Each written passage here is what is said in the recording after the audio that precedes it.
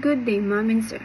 My name is Justin Tadena, 29 years old, from Al-Aludig, Santiago, Ilocos Sur, Philippines.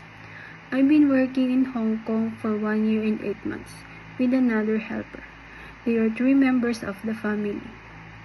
And my job duties are marketing, cooking, washing clothes, ironing clothes, taking care of Popo, taking Popo to shower, taking Popo's blood pressure every morning and evening, and accompany Popo to go to the hospital. But sadly, Popo passed away.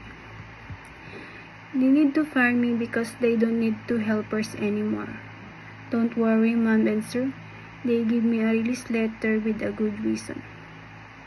And I want to experience more, not only for taking care of elderly, but taking care of children and dogs too.